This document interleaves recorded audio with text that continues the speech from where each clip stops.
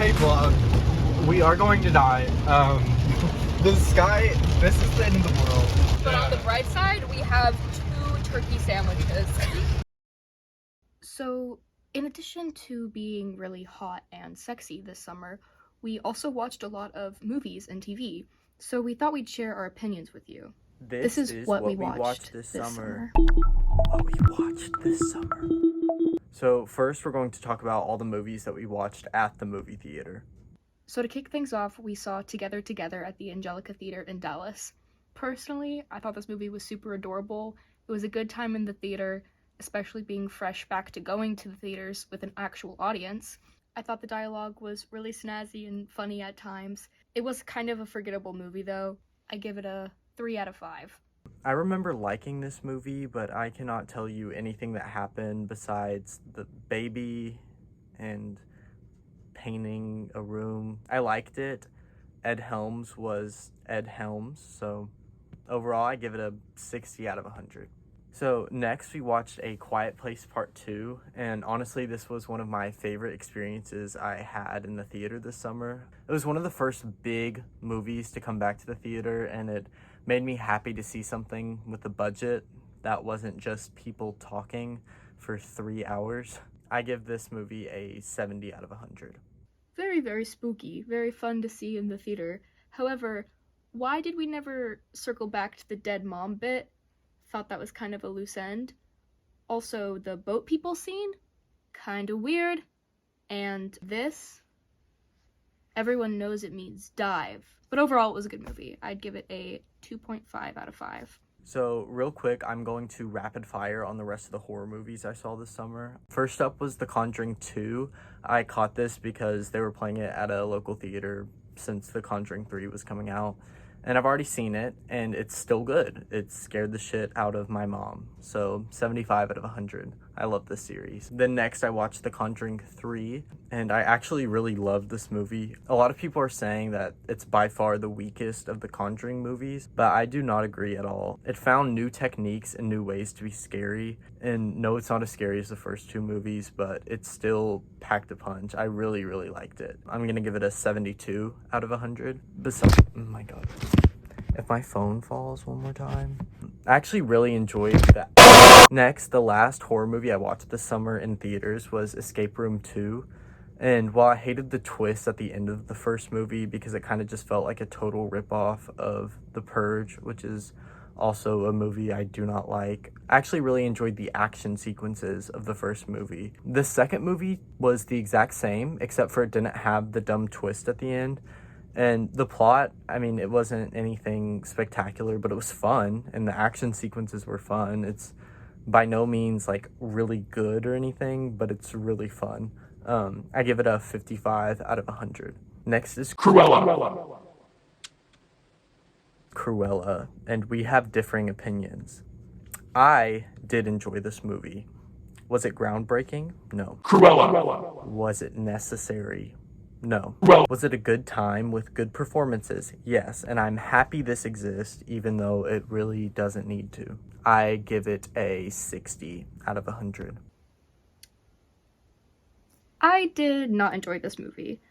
I thought the costumes were good, maybe the soundtrack was alright, but the narration was ridiculous, and I love Emma Stone, but this really just seemed like a Disney down Harley Quinn. The dogs looked fake. The plot was boring, and I think I fell asleep. But the tall guy with the curly hair and the accent, he was hot. So I'd give it like a 2 out of 5. Next is Zola. I love this movie. I thought the style was so unique. The writing, Jeremy O. Harris, I love you. Excellent writing. The performances were through the roof. My only qualm with it would be that the ending of the movie didn't match the original ending of the tweet that it's based off of, which is the true story ending. I thought the film ending was not that good. And for that reason, I will give it a 3.5 out of 5. I did not love this film. I think it was a good idea and had some interesting sequences, and I'm a fan of the thread on Twitter, but it felt very disconnected and very anticlimactic. I also thought that the dialogue was disconnected and awkward at times, which would really surprise me because I love Jeremy O. Harris. I mean, it was a very funny movie, but honestly, I would rather just watch anything in the Sean Baker catalog instead of this movie. I give it a 50 out of 100. Next, we watched Black Widow. Girl boss, yes, slay queen, you go girl, you get that man, period, yes, girl, slay. I, however, think, yes, girl boss, slay, gaslight, Hey, gatekeep, power kitty, girl snatch boss, me out, gatekeep, pussy power, purr. girl things, girly, go girl. I give it a 62 out of 100. I rank that one 3 out of 5. In the Heights. Cute. I loved this. It was so beautiful. It was such a nice depiction of the human experience. Okay, let's try that again. I loved this. I really did. I thought it was such a beautiful depiction of humanity. And usually musical adaptations don't come across so smoothly, but the style of this movie and the editing, it was so cute and it was so nice and it was a great summer flick. I give it a 4 out of 5. This movie was so fun. The Abuela death scene absolutely ripped my heart out, and I thought taking that risk of changing the song from her winning the lottery to her dying, it really paid off. I thought it was fantastic. Anthony Ramos can do no bad, but I did kind of think Nino was boring / annoying. I give this movie a 78 out of 100. Next is The Green Knight. Hey.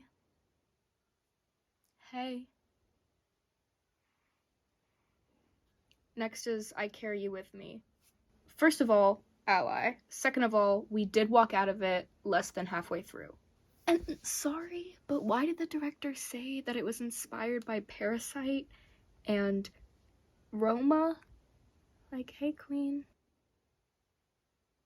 This movie was so boring. The entire movie was just about a relationship between two men, and nothing happened the entire time. And while, like, representation is so important, the existence of a sexual orientation cannot sustain an entire plot of a really long movie. We walked out because we got bored. Also, the movie theater was like 9,000 degrees. I give this movie a 2 out of 100. But you know what was good gay representation?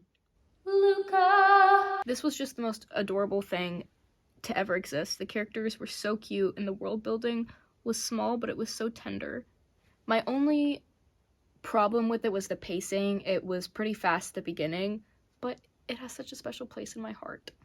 And it was a solid film, so I give it a 4.5 out of 5.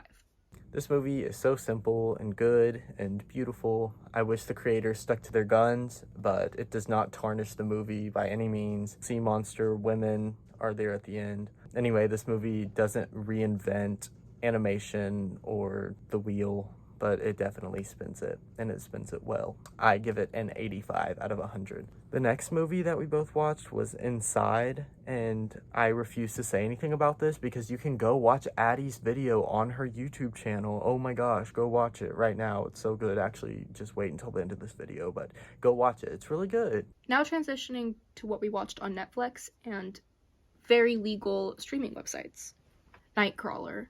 I watched this on a plane with no distractions, and I think that's kind of the best way to absorb the universe of this. Jake Gyllenhaal was terrifying, and Rhett Scale gave a really great performance in it, and it's just a solid film, and I really liked it. I'm gonna give it a 3.5 out of 5. Hey, this is editing Rhett. I realized I forgot to do my Nightcrawler. I agree with what she said, so. The rest of these films we saw for the first time this summer, which is a little embarrassing. I'm sorry for half of these. First up is Little Miss Sunshine. I hadn't seen this movie before. I don't know why, because it's right up my alley. Michael Arden's writing is amazing, and it's a beautiful film that everyone should see. I'm going to give it a 5 out of 5. So one of the movies I watched for the first time this summer was Milk. I love this movie. I usually am not a fan of biopics, but this story was so unique and interesting. Also, I had never heard of Harvey Milk in my life, so I was really engaged from start to finish. Great performances all around. Sean Penn never misses, and neither does Josh Brolin. I give this an 80 out of 100. Killing of a Sacred Deer. I also was super surprised by this movie. It's either hit or miss with Yorgos Lanthimos films with me. I love The Favorite, but I really didn't like The Lobster. But this one really just sat in the middle perfectly. I thought the cinematography and the music was just so cool, and how it built all this suspense. It was so great. And Martin in it, hey, I love you. I'm going to give it a 4.5 out of 5. Next, I watched Master of None Season 3. Master of None is one of my favorite TV series of all time, especially the second season, so I was really upset when Aziz Ansari announced that he would be taking a really long break because he had run out of things to say about being a single guy in New York. Then he announced he was back with another season, which surprised me and got me really excited. Well, he was right. He should have taken a longer break because I don't think that this season has anything to say. There is one scene in the entire season that I found compelling despite the wonderful performances in it. Overall, I was just super disappointed. I'm gonna give this one a 40 out of 100. Okja. I really enjoyed this movie because it was really nice to see how Bong Joon-ho went from his previous films into Parasite. Once again, Jake Gyllenhaal can get it. On the surface, this movie seems like a typical children's film, like little girl saves big animal from mean people, but there was just some cool stylistic quality to it that just made me like it a lot. I'm gonna give it a 3 out of 5. Next, I watched the movie Greater. My dad made me watch this. Think of this movie as if the Christian football movie Facing the Giants had a baby with Soul Surfer after moving into your youth pastor's home and taking one acting for film class at AMDA. I never finished it, and my opinion of my dad has been forever changed because the fact that he enjoys this movie. I give it a 4 out of 100. Next is Manchester by the Sea. I wish I would have seen this in the theaters. Kenneth Lonergan, you are amazing. Casey Affleck, I wish you the best. Beautiful film, 5 out of 5. Next was another movie that my dad made me watch called The Battered Bastards of Baseball. He showed me this documentary. It was really cool and about a side of baseball we don't think about a lot. Kurt Russell is in it, and it's about his dad starting an independent baseball team in Portland. It is an insane story, and I cannot recommend it enough if you love baseball or old Western movies or Portland. I give it an 80 out of 100. Hunt for the Wilder People. This is another movie that I'm surprised I hadn't seen before. I love Taika Waititi. I loved the little kid in this movie. There's nothing negative I can say about it, except the third act kind of was lagging a little bit, but I still loved it. I'm going to give it a 4.5 out of 5. Casablanca. I also saw this movie on a plane, and I thought I wasn't going to like it because old school, black and white, boring, but it surprised me a lot. It kind of seemed like a play because it all took place in one building, but Ingrid Bergman, I am in love with you, and I want you to marry me. This film's a classic. I'm going to give it a 4 out of 5. Lastly, I watched season 4 of Elite. The show is kind of my guilty pleasure. It's like a melodramatic euphoria. The first 3 seasons are amazing. They're dramatic, unrealistic, crazy, and overall just very enjoyable television with great performances that you shouldn't think too hard about. I was worried for season 4 because my favorite actors on the show left, but it still delivered. It's the same as the other seasons, almost the exact same as the other seasons. Like, the plot is almost scene for scene the exact same as the other seasons. Watch it if you already are a fan of the show. I give it a 69 out of 100. A Ghost Story. Boring. 2 out of 5. The Skeleton Twins. I knew I was gonna like this movie. I thought it was pretty good. Bill Hader kind of nailed it. I thought it was funny, and I loved the dynamic between the two protagonists. I would say it wasn't as stylized as I would like, and the dialogue was kind of cringy sometimes, but overall, I really liked it, and the title is amazing. That's all of my movies. Thank God, that was so painful.